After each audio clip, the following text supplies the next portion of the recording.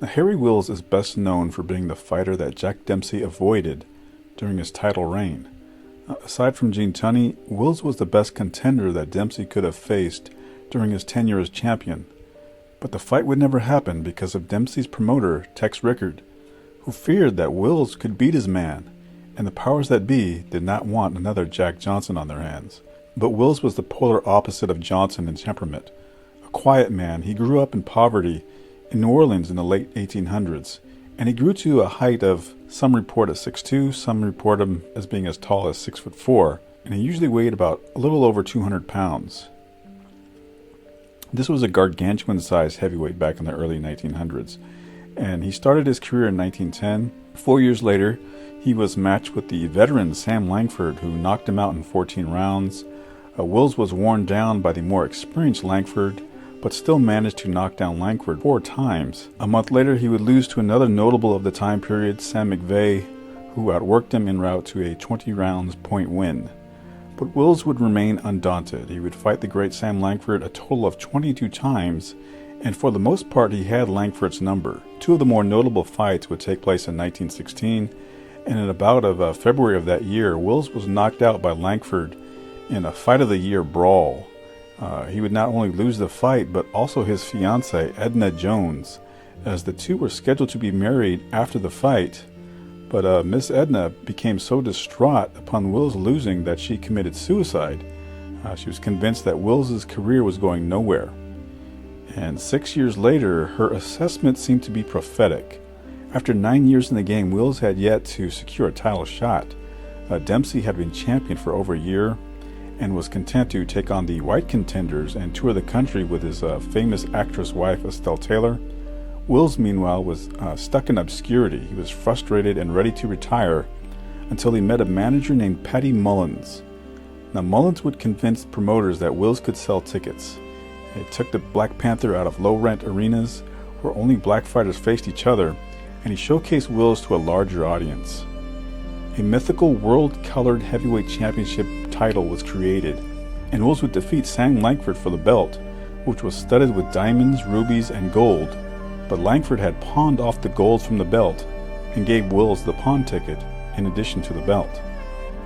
But Wills and Mullins wanted the real belt that Dempsey held, so they sought out the number 1 contender, the 6'5" Fred Fulton. Wills would be the underdog, but he took out Fulton in 3 rounds. The following years would see Wills' reputation grow as he would defend his colored heavyweight title over 26 times. Now, because of this, the boxing public began calling for a Dempsey-Wills fight. Dempsey was criticized for not only avoiding Wills, but also criticized for failing to serve in the military during World War I. Both Wills and Dempsey wanted the fight, but there was one all-important man who didn't, and that was Dempsey's promoter, Tex Rickard. Now, during this time, Rickard was the most powerful man in boxing. He had promoted the first $1 million match in Dempsey versus George Carpentier, and he also promoted Jack Johnson against James J. Jeffries. So when Johnson destroyed Jeffries in that match, race riots broke out across the country, and Rickard had made it a point to never again put up what he described as a mixed match. So Rickard instead opted to put Dempsey in with the Argentine Luis Firpo, which resulted in restoring some of Dempsey's dwindling reputation. But Wills' manager went to court in order to try and keep the match from happening. He protested that it should have been Wills in there instead of Firpo, but Mullins' attempts were unsuccessful. Now, Dempsey would take out Firpo, but not before being knocked out of the ring himself. Mullins decided to put Wills in against Firpo, and if Wills beat Firpo more impressively than Dempsey, he could then demand a title shot. But Wills was now 35 years old, and he wasn't able to stop Firpo. He clearly outpointed Firpo, but under New Jersey law during that time, no decision was rendered. Most observers thought that Wills should have won a lopsided decision. He floored Firpo in the second, but then eased up on his opponent. Mullins instructed Wills that he wanted him to look good, but not too good, in order not to scare off Tex Rickard. Now, after Wills' bout with Firpo, a match with Dempsey was signed. Dempsey himself pressed for the fight, and contracts were signed for them to face each other on July 4th, 1925. Now, Wills was now 36 years old. Dempsey himself was 30, but he had not fought in 2 years. Wills was given a $50,000 signing bonus, but the fight never happened. Wills' fans claimed that Dempsey was afraid and were angered that their man was cheated out of the chance to fight for the title. What happened was Rickard killed the match by pricing Dempsey out of the fight. He demanded too high of a guaranteed payment, and he allowed Wills to keep the $50,000, which led people to believe that Dempsey had paid off Wills. Rickard instead had someone else in mind to face Dempsey, Gene Tunney, a clean-cut Marine who was on the rise, and the boxing world was stunned to see him upset Jack Dempsey over 10 rounds. Now, only 2 weeks later, the 37-year-old Wills was put in with the young Jack Sharkey. Wills' old rival, Sam Langford, helped train Sharkey and gave him all the tips he needed to batter the aging Wills over 13 rounds before the referee disqualified the Black Panther for holding. It was a humiliating loss for Wills, and it ended whatever interest the public had in him. By 1927, Wills was 38 years old, and he was knocked out by the powerful Spaniard Paulino Uskudin. Wills would have a handful of fights beyond that before retiring in 1932 at the age of 43. His story doesn't end tragically, however, as he would go on to become a prominent real estate investor in Harlem, New York. In his later years, he would go on a 1-month fast every February, but he would die in 1958 at age 69 due to diabetes.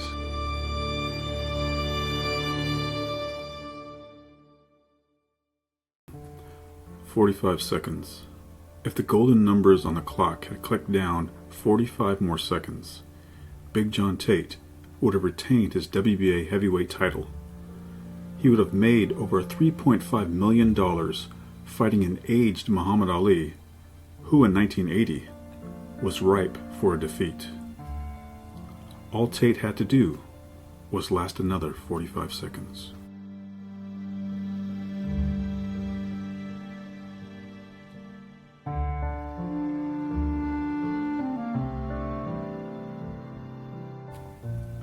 The story of Big John Tate begins in West Memphis, Arkansas.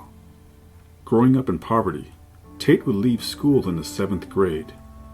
He did not know how to read or write and worked the cotton fields of Arkansas. By the age of 14, he was traveling by himself to upstate New York to work in the apple fields.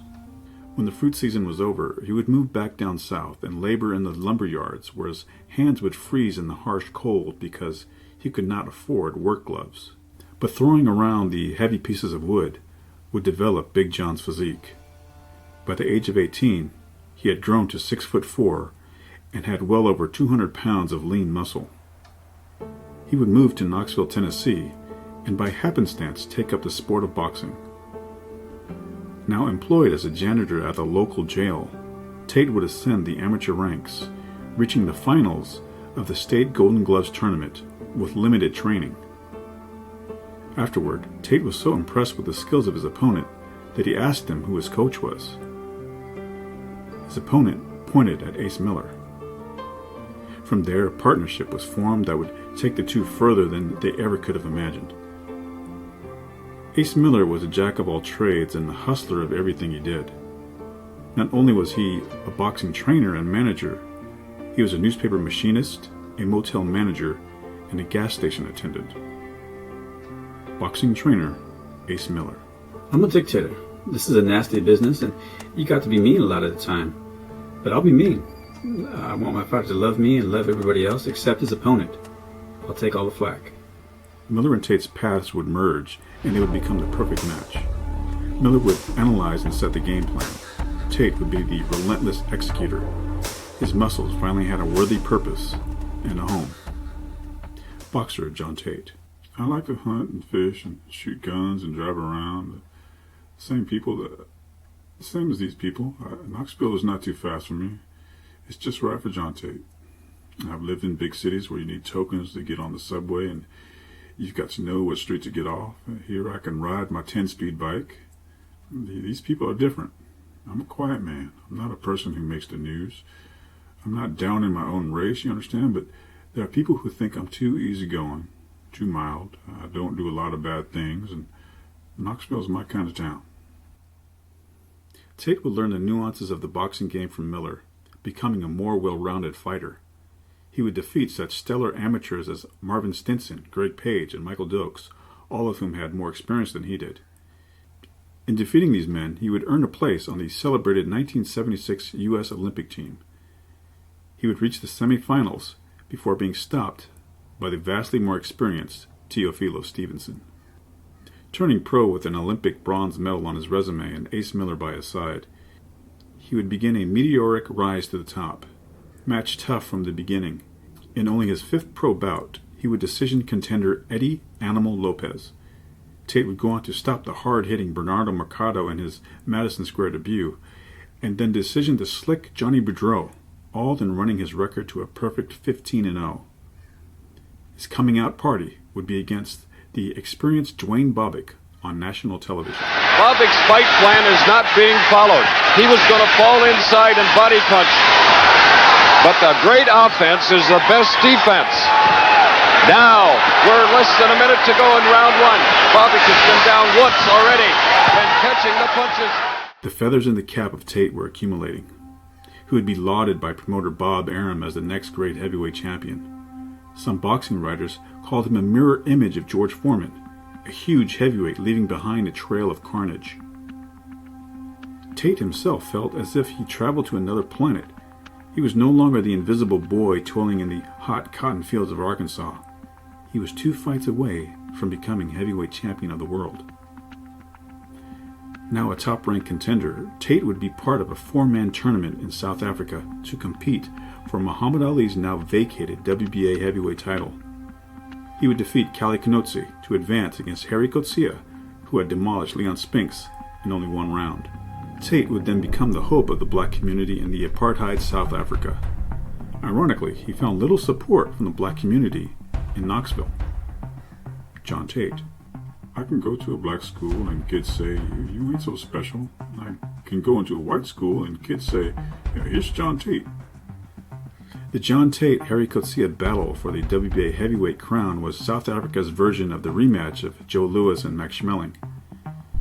In the land of apartheid, the fight would be the first integrated sporting event in the country's history. Over 86,000 spectators arrived with over 2,000 armed militia around the stadium with 100 attack dogs in tow. There was enough tension in the ring that night to make the air crackle. Carrying the hopes of every black South African on his shoulders, Tate's will to win would be impervious. In the 3rd round, it appeared that his shaky chin would crack as Coetzee would catch him with his vaunted bionic right cross, a nickname given to his signature punch because his hand had been surgically repaired. Tate buckled, but remained upright and punched back, his own blows becoming harder than Coetzee's. Tate began to display the qualities that would earn him the right to be called champion. Writers would point to his size and right-hand power, but Tate's greatest strength was his ability to control the pace of a fight. When landing his jab with laser-like accuracy, he would lean on his opponents and smother their counterattack. His strategy proved too much for Coetzee to handle. Ace Miller. Tate won a 15-round decision. The crowd went silent when the decision was announced, and we had no problems. We stayed for 3 days after the fight, and people treated us fine. Tate was now on top of the boxing world. Muhammad Ali made it known that he was coming back, and he wanted to win the heavyweight title for a 4th time. Tate, along with Larry Holmes, was mentioned as a possible opponent. But trouble was brewing on the horizon. Ace Miller. John was absolutely idolized here in Knoxville. Once he got involved with drugs, however, he went downhill fast. Beating Coetzee meant a lot to the people of South Africa, but it also meant a lot to the people here. John Tate was one of the biggest things that ever happened here. Everybody wanted him at the house or the party every night after he won the title.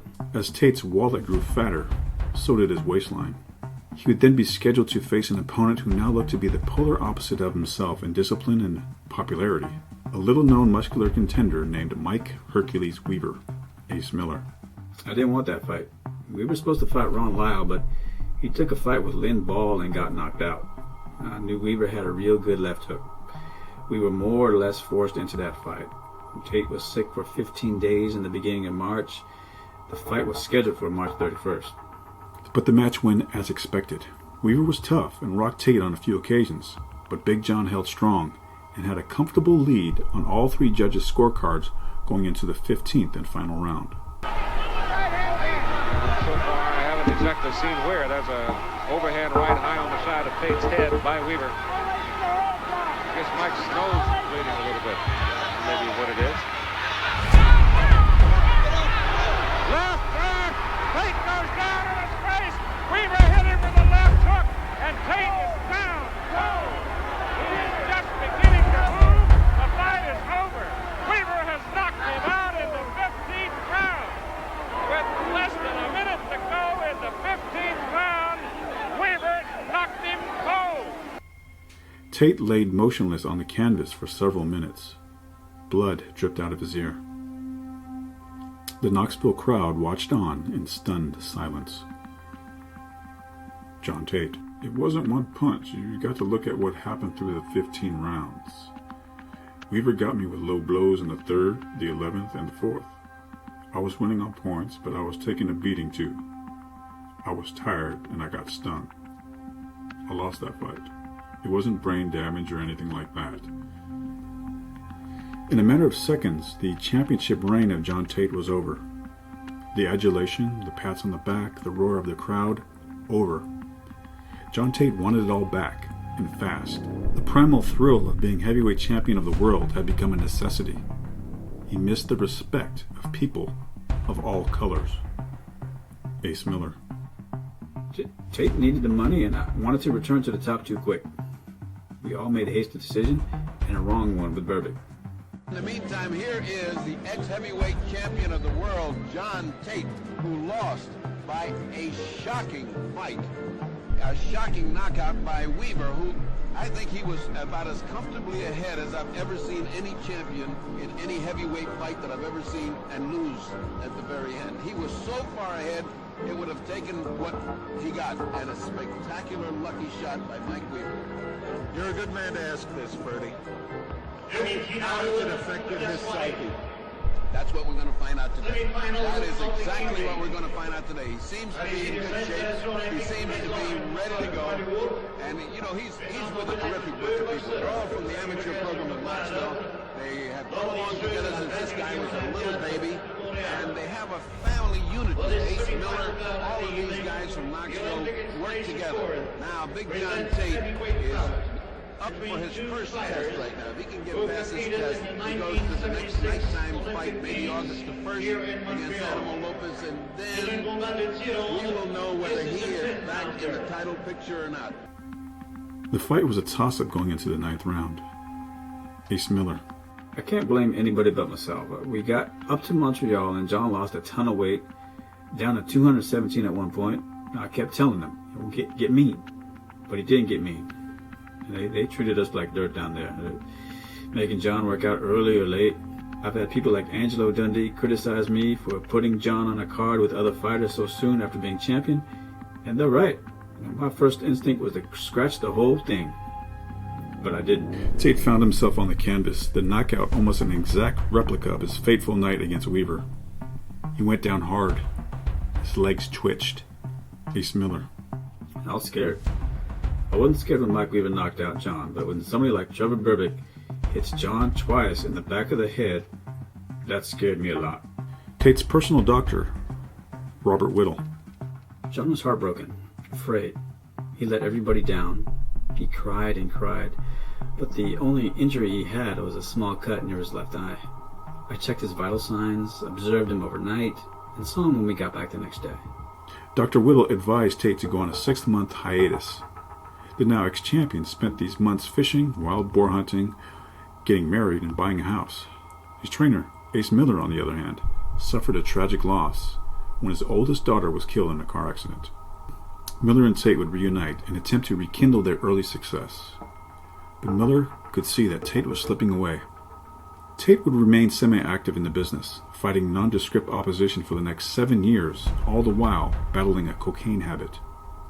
During his few appearances on ESPN, his pre-fight biopiece always showed his last-round knockout defeat to Mike Weaver as the centerpiece, a fate that Tate would never escape. John Tate. Everywhere I went, it tormented me the way I lost to him. I guess it will always torment me. Tate would gain a significant amount of weight over the years until by 1987, he would tip the scales at nearly 300 pounds. His final fight would be against Noel Corliss, which he weighed 280 pounds, a bloated cartoon version of his former self. He would retire at age 33 with career earnings of over $1.7 million, but by 1989, all of his property would be auctioned off to pay off his debts. Tate's drug habit became so bad that he became a beggar in the streets. He robbed a man of $14 at a Knoxville homeless shelter, breaking his victim's jaw. John Tate. He just kept teasing me about the Weaver fight all day and all night. I admit I broke the boy's jaw, but I didn't rob him. That's important for people to know.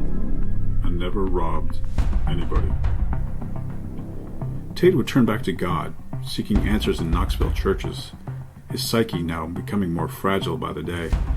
His reputation as a former heavyweight champion now seemed to work against him, and his only redemption could be found in the ring, a hope now long gone. Church member Tom Brooks. Tate loved kids, but even they turned on him. They'd ask, "Are you John Tate?" And they would drop to the ground and pretend they were knocked out. Tate would smile, but you could tell it hurt him. John Tate. I ain't been no angel, but it got to where they were arresting me for spitting on the sidewalk. And being involved with drugs made me do some crazy things. I was a junkie, a powerless junkie. I've spent more money than most people ever make. But now I got something in my life that nobody can ever take away from me. God. But the church-going couldn't save Tate from his downward spiral. He would be arrested for public drunkenness, drug possession, selling cocaine, and stealing cinder blocks from a supermarket. During his prison term, Tate would officially become defeated by life. After serving 28 months, Tate emerged from his incarceration weighing over 400 pounds. The rarefied air of a heavyweight champion now long disappeared from his life, replaced by the rotten stench of drugs, booze, and failure. Ace Miller. I heard that 10 kids jumped on Tate in a pool hall and beat him up for stealing some drugs. He was on a hit list for some low-level drug dealers. I'm surprised he lasted as long as he did on the streets. Tate's end would not come at the hands of drug dealers. In April of 1998, he would crash his truck into a utility pole and flip over. It was later determined that he suffered a massive stroke caused by a brain tumor while driving. Tate was 43 years old. Tate's life had taken a wrong turn right after that final round against Mike Weaver. A life that had become filled with admiration and adulation by his own hard work had now been quickly replaced by pity and thoughts of what could have been, if he only held on for another 45 seconds.